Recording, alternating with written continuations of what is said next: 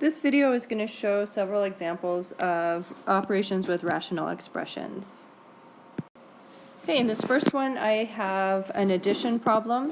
With fractions with addition I need to get a common denominator. So the first step is to factor the denominator because we want to see, well, what do we actually even have in that denominator? Alright, so the y squared plus y minus 6 factors to y plus 3 and y minus 2. And then the second term, that's a difference of perfect squares, so that would factor as y plus 3 and then y minus 3. Okay, so in my common denominator I need a y plus 3, a y minus 2, and a y minus 3. So I need all of those different denominators. All of them need to be in that common denominator. Okay, so here's my problem. I need a y plus 3 in the denominator, I need a y minus 2, and I also need to have a y minus 3 as well. Okay, so this one didn't have that y minus 3, so that's what I'm going to multiply both in the numerator and the denominator. And then in the second fraction, I had the y plus 3 and I had the y minus 3, but what I was missing is the y minus 2. So that's what I multiply in both the numerator and the denominator.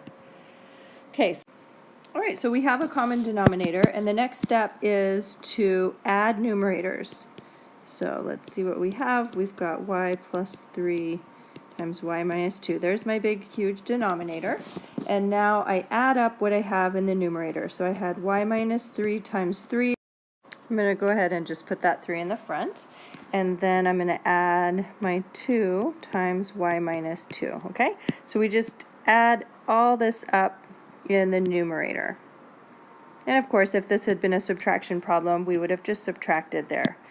Okay, so when we add or subtract fractions, first step, get a common denominator, then combine numerators, and then simplify.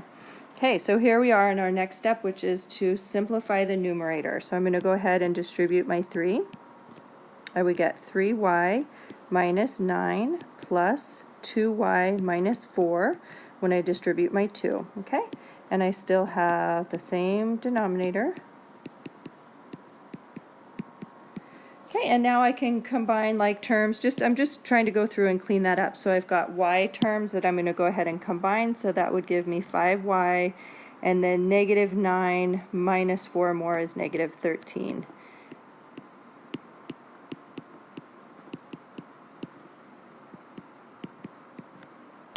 And that problem is done. Sometimes we would be able to factor the top, and sometimes these problems simplify a little bit more. Now, if we're being asked to write the restrictions, well, that happens when we are trying to divide something by 0. So if I had 5y minus 13 divided by 0, this would be undefined. Okay, and I think of that like if I had $5 and I tried to divide that and share that among 0 people, that's just a bizarre idea. Where would my $5 go? It's shared among nobody. So that's just mathematically called undefined because we have it's not a number. Okay, so I'm looking for when is the denominator 0. That was what my restrictions are, okay? So let's see what would give us a 0. We could have a 0 here. If I plugged in a 3 right there, 3 minus 3, that would give me a 0. So my restrictions happen from right here. If y minus 3 was equal to 0, that'd be a problem, and then you can just solve this little equation and you would get y equals 3 for your first restriction. Okay, we can also get a restriction right here when y equals negative 3, because if we had y plus 3 equal to 0, that would be a problem, right? We'd have it undefined in the denominator. So that would be our restriction. And then there's a third one as well from right over here when y equals 2, because if we had y minus 2 equals 0, we'd have something times 0. If this was a 0, the whole entire denominator would become 0, okay? And then solving that little equation happens when y equals 2. All right, so on these problems, if you're adding or subtracting fractions, first step is get a common denominator, and to do that we need to factor the denominators. Then we combine numerators and simplify as much as we can. Looking sometimes at the end you can simplify even more, and then the restrictions have to do with what would create a 0 down in the denominator.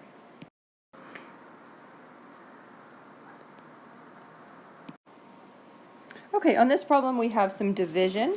So first of all, it is often helpful to factor because sometimes the rational expression can be simplified.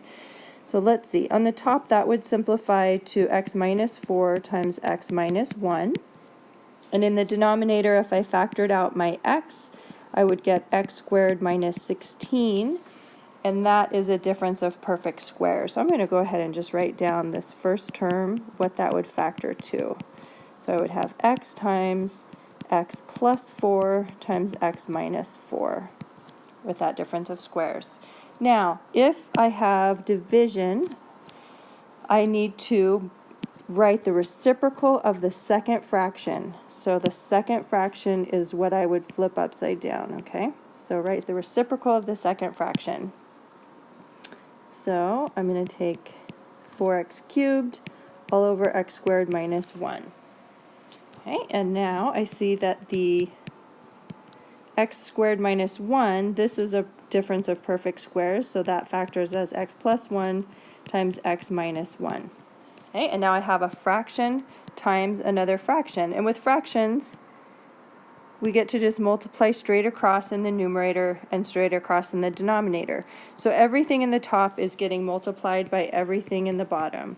So we have 4x cubed times x minus 4 times x minus 1 times x plus 4, x minus 4 times x plus 1, x minus 1. And now we get the fun job of simplifying. Anything divided by itself is 1. So x minus 1 divided by x minus 1 is just 1. X minus 4 divided by itself is 1. All right, and then I can also do a little simplifying here of my x's. So let's see what we get. We have in the numerator, I have 4 times x cubed, but that's going to simplify because I've got an x in the bottom. So that's going to become x squared, and then times 1 times 1. I don't need to write all those ones. Okay, and then in the denominator, my x canceled out with 1 from there. I've got an x to the x plus 4, and then I have an x plus 1. So that's how I would have my final thing simplified. Now notice my x from here or here, neither of these can cancel with this x squared, because this x is in the middle of an addition problem. So it's actually 4 bigger than x. So it's not the same thing as an x. It's bigger than an x, okay? So we can't cancel anymore. That is as simplified as it goes. Okay, if I'm being asked to find restrictions, then I would need to go back to this original, before I did any canceling.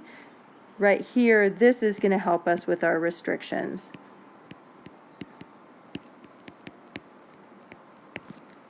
Okay, so I would have a restriction from right here. If x equals 0, we would have a problem. From right here, if x equals negative 4, we'd have a problem.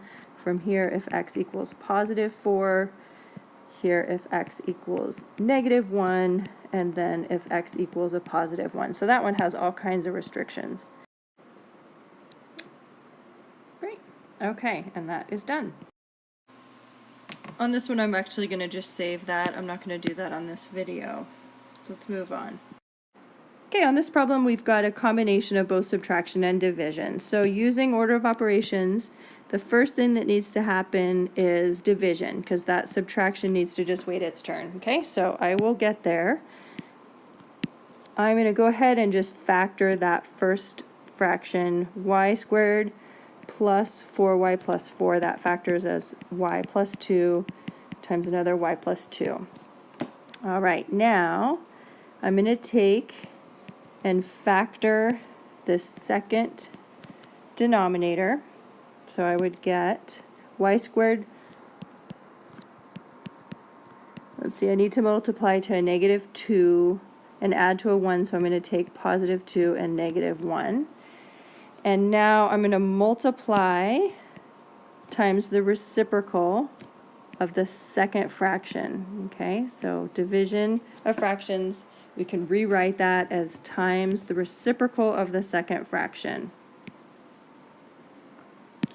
So y squared minus 1 used to be in the denominator. We're going to bring that to the numerator. Okay, excellent. So now I still need to deal with multiplication because that comes before subtraction. And I'm just going to copy that first fraction down. I'll deal with that in a minute. And then I have 1 over y minus 1 times y plus 2. And let's see what we have. Multiplying this, it helps to factor. So y squared minus 1 factors to y plus 1, y minus 1. And then the denominator, so that was from here. And the denominator factors as well. It looks like that would factor as, so that would factor as y plus 2 times y plus 3, right? So that would get y squared and then plus 3y plus 2 more y. That would give us that 5y that we want. So we multiply to 6, add to 5. Good.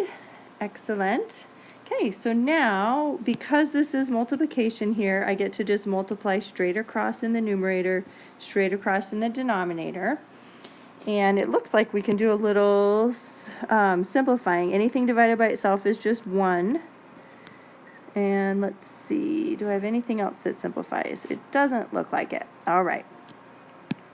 So we have y over y plus 2 times y plus 2 minus, let's see, in the top I have 1 times y plus 1. And then I have this guy canceled, so I have a y plus 2, there's one of them, and I actually have 2 of those terms, so I need to just write everything that I have down here, and then times y plus 3. Great. Okay, so I need 2 y plus 2 terms. I've got both of them here, but I also need a y plus 3 term. So this fraction is missing the y plus 3 term in the denominator. Not to worry, I can just multiply it, and what I do in the denominator I also need to do in the numerator. Excellent. Okay, so next step, once we get our common denominator, then we get to combine numerators. So I would have, I'm going to go ahead and just distribute that y, so I would have y squared plus 3y, and then minus y plus 1. And then in my denominator I have y plus 3 times y plus 2. I'm just going to say that's squared. That's a little easier to write. Great. Okay, so now I have y squared plus 3y. I'm going to copy that denominator. Now, here I have just minus, but that really is like minus 1 times everything, and then I can distribute that -1. Okay, so I'll distribute that -1 and get negative y minus 1. And then I get to combine my like terms, my y's. So that would give me y squared minus 1, ooh, difference of perfect squares, plus y plus 3, or all over y plus 3 times y plus 2 quantity squared. Now notice this would be the same if I factored it.